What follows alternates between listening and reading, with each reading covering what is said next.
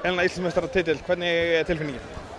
Hún er bara geðveik, ég meina þetta er það sem maður er að æfa heilt allt árið að, þannig að bara geggjur tilfinningu þetta. Þessi leikur í dag, hvað finnst þið vera að gera betur heldur en Valsarar? Akkurat núna er rosalega erfitt að svara einhverju svona spurningum. Við vorum undir í hálfleik og við vorum samt að fá opinn skot og svona. Svo byrjum við seinni hálfleikur á geðveikri flugeldasýningu og þegar við spilum þetta sjálfstöð sem við gerðum í seinni hálfleik, spilum þess að geggjuðu vörn, þá bara er mjög erfitt að stoppa okkur. Þetta tímabil er búið að vera upp og niður þrátt fyrir allt, þið tapa einhverju 7 leikjum í nóvember, en hvað finnst þið gerast svo? Sko, já, það kemur kafli sem við erum ekki alveg að finna okkur. Svo náum við að snúsa þess við, svo fyrir ég í burtu. Það er bara að pakka öllu saman á meðan ég er í burtu og ég kem aftur og við erum með nýjan Kana, svolítið nýtt lið. Fáum Badda inn í þetta líka og bara, náðum bara búa til bara geggjaðan kjarna og flotta liðsheild og mér finnst að spila bara skemmtilegt þegar liðið er að treysta bara á alla til þess að skjóta og skora.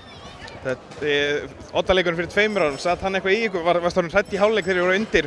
Hugsaðir eitthvað það eða hvernig var það? Sko, ég hugsaði aldrei eitthvað þannig, ég er líka mjög gleymin þannig að ég má að líta eftir því.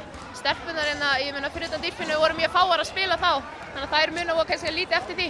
En við töluðum bara við vissum alltaf að þetta er 40 mínútna leikur og þó við værum undir eftir 20 og við vorum bara að missa leiki, bara að missa opinn 3 stiga skot. Þurftum bara aðeins að meira töffarar setja sér skot onni og þá værum við með þetta. Dýrfinna geggjuð, Sigrún kemur frábær inn. Þetta eru allt unga stelpur, þannig að þið ættu að geta haldið áfram.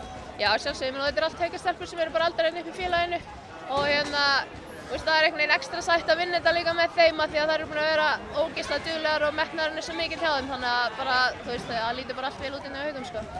Bingo. Yes. Guðbjörg systir, hún lítið hafa fyrir þessu í lokin.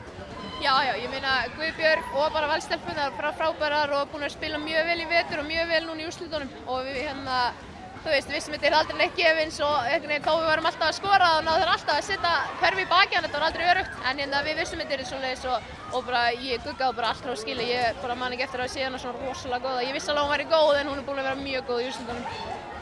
Takk fyrir og vinna þetta lag.